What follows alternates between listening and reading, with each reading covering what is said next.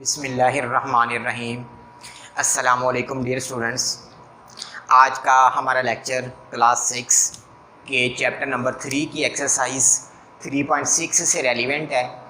तो स्टूडेंट्स, आज के इस लेक्चर के अंदर हम एक्सरसाइज 3.4 के फर्स्ट 4 क्वेश्चंस को अंडरस्टैंड करना सीखेंगे। तो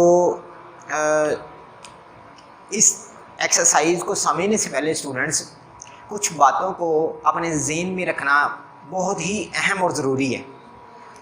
तो इस हवाले से आपने किन चीज़ों को समझना है या किन बातों को माइंड में रखना है ताकि आपको ये एक्सरसाइज बहुत ही आसान और इजी लगे। ऐसा देखने में आता है कि कुछ स्टूडेंट्स जो स्टेटमेंटल क्वेश्चन होते हैं उनको अपने लिए ना एक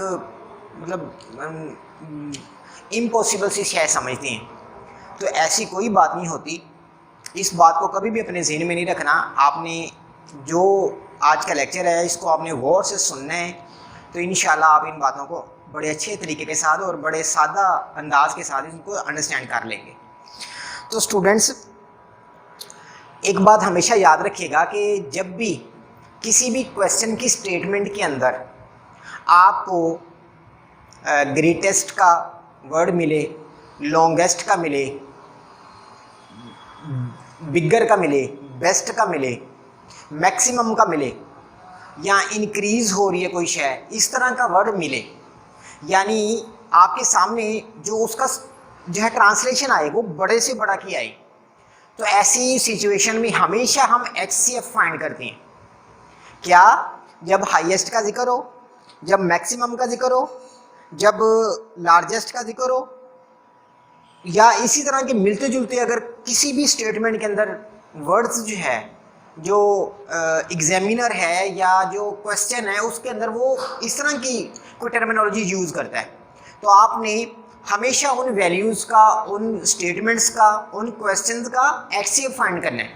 और दूसरी बात ये है कि जब किसी क्वेश्चन के अंदर वो शॉर्टेस्ट का, मिनिमम का, लोएस्ट का जिक्र करेगा तो आपने हमेशा LCM फाइंड करना है।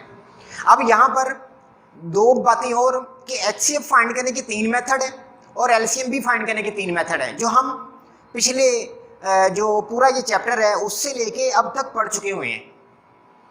तो आपने क्या करना है कि जो सबसे आसान जो वे होगा आपने हमेशा उसी को चूज करना है। अब देखिए, आते हैं हम क्वेश्चन नंबर 1 की तरफ। इसमें हमें कहा जा रहा है कि फाइंड द ग्रेटेस्ट नंबर। अब देखिए यहाँ पे ग्रेटेस्ट का जिक्र आ गया। मैंने कहा था कि जब ग्रेटेस्ट का, जब लार्जेस्ट का, जब बिगर का, जब मैक्सिमम का किसी भी क्वेश्चन के अंदर जिक्र आ जाए तो आपने हमेशा HCF फाइंड करना है। फाइंड द ग्रेटेस्ट नंबर यानी HCF फाइंड करना है that can exactly divide the number 108, 180 and 216। तो जो 108 पर, 180 पर और 216 पर पूरा डिवाइड हो जाए, हमने वो नंबर मालूम करना है और वो होगा HCF। इन सब का कॉमन एलिमेंट होगा, वो सब नंबर्स को जो है वो डिवाइड करने वाला होगा। तो देखिए स्टूडेंट्स, हमारे पास सोल्यूशन में जब हमने आना है तो ये नंबर्स हैं, हमने इसका फाइंड HCF करना है। HCF फाइंड करने की वजह क्या है वो मैंने आपको बता दिया कि जब भी किसी क्वेश्चन के अंदर ना ग्रेटेस्ट का, मैक्सिमम का, लार्जेस्ट का या बिगर का या बेस्ट का जिक्र आ जाए तो उसमें हम हमेशा HCF फाइंड करेंगे। तो HCF इसलिए फाइंड करना है। अब देखिए HCF फाइंड करने के 3 मेथड हैं, तो उनमें सबसे जो हमारा जो है वो टाइम सेव करेगा वो लॉन्ग डिवीजन मेथड है। तो मैंने क्या किया, लॉन्ग डिवीजन मेथड का इस्तेमाल किया। और इस मेथड में मैंने करना क्या है, करना ये है कि जो भी दो बड़ी वैल्यूज होंगी आपके पास, आपने उन दोनों वैल्यूज को पहले ले लेना है। लेने के बाद जो सबसे बड़ी होगी उसको अंदर रख लेना है, जो सेकंड नंबर पे होगी उसको आपने बाहर रखना है, उसका टेबल पढ़ना है। 180 1 जार 180, इनको अगर मैं माइनस करता हूं तो मेरे पास 36 बाकी बच जाता है। अब जो बड़ी होगी इन दोनों में से वो अंदर ले आए। जिस तरह 180 बड़ी होगी तो उसको मैंने अंदर लेके आया हूँ। तो अब 36 का टेबल अगर मैं 5 टाइम्स पढ़ता हूँ तो ये 180 पूरा हो जाता है। तो इस तरह 180 में से 180 निकल जाएंगे तो मेरे पास 0 बच जाएगा। तो इस तरह ना 36 ने जो है वो डिवाइड किया है। आप क्या करना है, इसी 36 को आपने डिवाइड करना है जो सबसे छोटा नंबर है उससे। तो 108 को अंदर रख लीजिए, 36 से डिवाइड करवाया तो इसका अगर टेबल में 3 टाइम्स पढ़ता हूँ तो 108 पूरा आ रहा है। तो 108 में से 108 माइनस होंगे तो मेरे पास 0 बच जाएगा। तो यहाँ पर जो 36 है उसने क्या किया है कि उसने ना कंप्लीटली डिवाइड करवाया है यहाँ, ठीक है जी। तो इसलिए इसका जो हमारे पास आंसर आएगा वो 36 आएगा। तो ये है जी इसका HCF। तो बड़ा आसान मेथड है। सबसे पहले आपने क्या करना है कि जो बड़ी दो वैल्यूज हैं उनको डिवाइड कर लीजिए। डिवाइड करने के बाद जो डिवाइडर होगा उसको आपने जो थर्ड नंबर पे जो छोटी वैल्यू है उससे भी डिवाइड करवाना है। तो जो एंड पे गिवन नंबर्स को कंप्लीटली डिवाइड कर देगा वो हमेशा HCF कहलाएगा। तो ये था क्वेश्चन नंबर 1 का सोल्यूशन। इसी तरह क्वेश्चन नंबर 2 में आइए। क्वेश्चन नंबर 2 के अंदर स्टूडेंट्स हमें कहा जा रहा है कि फाइंड द स्मॉलेस्ट नंबर। अब देखिए यहाँ पे स्मॉलेस्ट का जिक्र आ गया, किसी जगह पे शॉर्टेस्ट का आ जाएगा, किसी जगह पे मिनिमम नंबर का आ जाएगा, ठीक है। तो जब भी ना हमारे पास कोई भी क्वेश्चन हो, क्वेश्चन के अंदर ऐसी टर्म कोई यूज़ की गई हो जिसमें ना जो है वो छोटे से छोटे का जिक्र जो है वो हो, मिनिमम का हो, ठीक है, शॉर्टेस्ट का हो, लोएस्ट का हो, या फिर जो है स्मॉलेस्ट का हो, तो ऐसे में हम हमेशा एलसीएम फाइंड करेंगे। तो देखिए जब हम इसके सोल्यूशन में आएंगे तो हमारे पास नंबर 5, 15 और 25 हैं। ये 3 नंबर्स हैं। आपने चूंकि इसमें जो स्मॉलेस्ट नंबर है वो फाइंड करना है, तो स्मॉलेस्ट का मतलब क्या होता है, एलसीएम फाइंड करने। तो एलसीएम फाइंड करने के 3 मेथड है, जिनमें सबसे जो इजी मेथड है वो है डिवीजन मेथड। तो डिवीजन मेथड में हम क्या करते हैं कि जो नंबर्स गिवन होते हैं उन सब नंबर्स को अंदर रख के सबसे छोटे पॉसिबल जो नंबर से हम डिवाइड करवाते हैं पहले। तो ये नंबर 3 से डिवाइड हो रहा है 15, 3 5 15, बाकी सेम नीचे आ गए। अब सब के एंड पे ना 5 का मल्टीपल आ गया, ठीक है, यूनिट प्लेस पर, तो ये 5 से डिवाइड होंगे। तो 5 1 जार 5 1 जार 5 5 जार अगेन 5 से डिवाइड करवा के, तो इनकी जो डिवीजन का अमल है ये उस वक्त तक करना है जब तक हमारे पास जो एंड है, एंड पे हमारे पास यूनिट नंबर जो है ना वो ना आ जाए, ठीक है जी। तो ये है इसका, आपने डिवीजन करने के बाद जिन जिन नंबर्स ने जो हमारे पास गिवन नंबर थे उनको डिवाइड करवाया है, यानी जो फैक्टर आए हैं उन सब फैक्टर्स को आपस में मल्टीप्लाई करवा दें। जिस तरह मेरे पास 3 × 5 आया, तो तीनों को अगर मैं मल्टीप्लाई करवाता हूँ तो मेरे पास 75 आ जाएगा। तो ये इसका क्या कहलाएगा, एलसीएम कहलाएगा।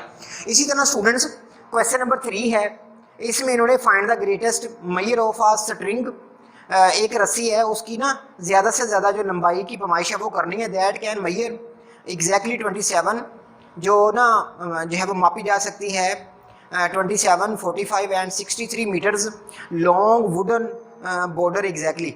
लकड़ी का एक जो है वो जो है क्या है जी, एक बॉर्डर है लगाना है, तो उसके इर्द गिर्द जो है ना कितनी कितनी पैमाइश की जो लेंथ है, ठीक है, वो लगेंगी। तो उसको आपने ना बताना है कि कितनी कितनी लेंथ की लगेगी। तो इसमें भी देखिए ग्रेटेस्ट का जिक्र है। जब ग्रेटेस्ट का जिक्र आ जाए, तो इस पहले में भी ग्रेटेस्ट का जिक्र था तो उसमें भी आपने एचसीएफ फाइंड किया। अब थर्ड में भी ग्रेटेस्ट का जिक्र है तो आपने इसमें भी एचसीएफ फाइंड करना है। तो ये है क्वेश्चन नंबर 3, तो ये आपने बताते खुद सॉल्व करना है। अब आइए क्वेश्चन नंबर 4 के ऊपर। क्वेश्चन नंबर 4 में उन्होंने कहा था कि find the shortest length of a paper of a pipe that can be measured exactly with 4 metre, 6 metre and 9 metre long measuring tape respectively. हमने ना जो ज़्यादा से कम लंबाई का जो पाइप है उसकी पैमाइश करनी है, तो उसको हम किस किस्म के फीते के साथ जो है या मेजरिंग टेप के साथ जो है वो माप सकते हैं। तो वो मेजरिंग टेप हमारे पास किस किस्म का हो कि इन सब की जो लेंथ्स हैं हम आसानी के साथ जो है वो माप सकें। तो उसके लिए देखिए शॉर्टेस्ट का जिक्र आ गया या मिनिमम का जिक्र आ जाए या लोएस्ट का जिक्र आ जाए, तो आप हमेशा एलसीएम फाइंड करेंगे। तो हमारे पास सबसे पहले गिवन नंबर्स जो है 4 मीटर, 6 मीटर एंड 9 मीटर है, ठीक है जी। तो इसमें 4 मीटर, 6 मीटर और 9 मीटर ये 3 नंबर है।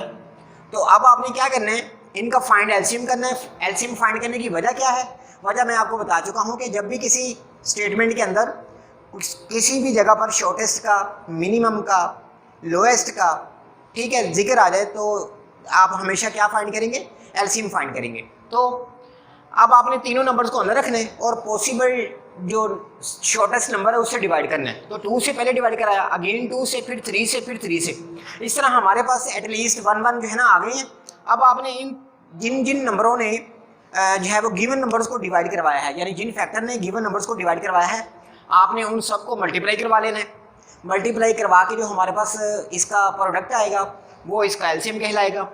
जिस तरह 2 × 2 × 3 तो इन सबको मल्टीप्लाई करेंगे तो 36 आ जाएगा। तो 36 मीटर लेंथ का हमारे पास जो मेजरिंग टेप है ना वो होना चाहिए, ठीक है जी, ताकि हम इन सब लेंथ्स की जो है ना आसानी के साथ मेजरमेंट कर सकें। तो ये था क्वेश्चन नंबर 4 का सोल्यूशन। मैं उम्मीद करता हूँ कि आपने आज का लेक्चर जो है वो बड़ी तवज्जो के साथ सुना होगा और मेरी बातों को ज़हन-नशीं कर लिया होगा।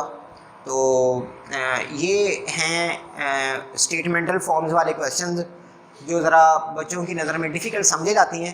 तो इसका मैंने आपको एक बड़ा आसान सा वे बताया है कि आपने जो है 2 बातों को मद्देनज़र रखना है इसमें।